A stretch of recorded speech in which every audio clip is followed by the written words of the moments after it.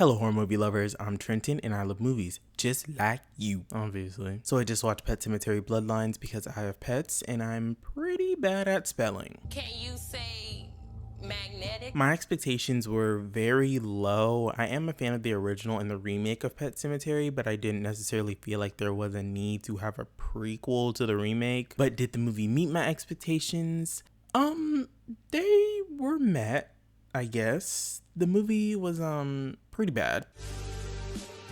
So everyone's entitled to one good scare.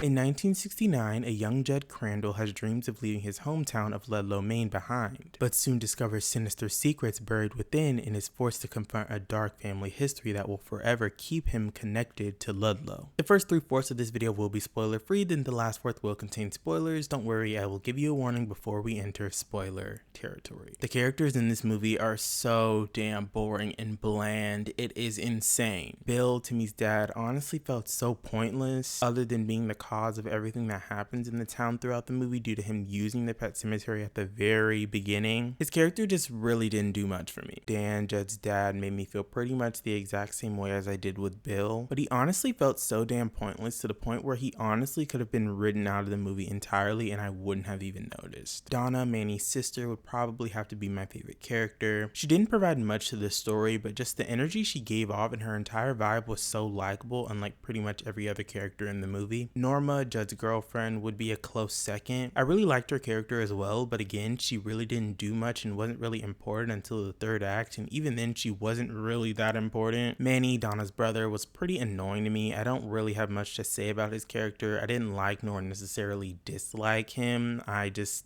don't really have any feelings towards him. He was just there. Timmy, Bill's son and our main antagonist, was just boring, and him as a villain wasn't really doing anything for me. He was intimidating, I guess, but he wasn't anything special, especially compared to the antagonist in the original and the remake. Judd, Dan's son, and our main character was the blandest of them all. I literally have nothing to say about him. He was just so boring for a main character. Oh my god. The story is so uninteresting, predictable, and unsatisfying. Like, there was some potential when it came to this story, but I feel like the delivery just wasn't there. I feel like they went the most generic and cliche route, which is just so upsetting because the whole idea of the pet cemetery is such an interesting concept, but this movie played it so safe, like honestly safer than safe at this point. I was just not feeling it. As well as the writing, it was not good. Like, why are we still writing characters to be so damn stupid and idiotic in 2023? Like, to a certain degree, stupid decisions can be understandable in some scenarios, but in this movie, what the fuck were they doing? What were they doing? I was so frustrated watching this movie. I was frustrated, underwhelmed, and disappointed. The cinematography is definitely nothing special. Again, boring and bland.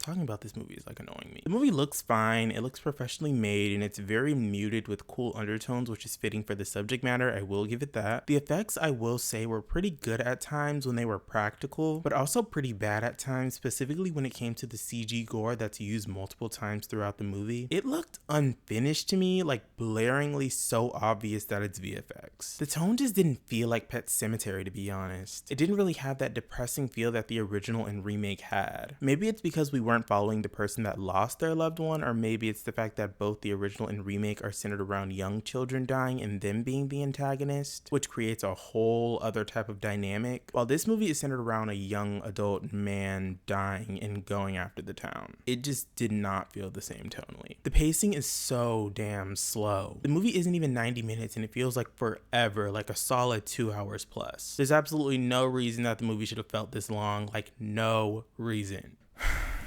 The life lesson that I learned after watching Pet Sematary Bloodlines was that nature is evil and will be the death of the entire human race. Burn everything at this point. Overall, I did not like this damn movie. It felt like a waste of time as well as wasted potential. I'm gonna have to give Pet Sematary Bloodlines a 2 out of 10.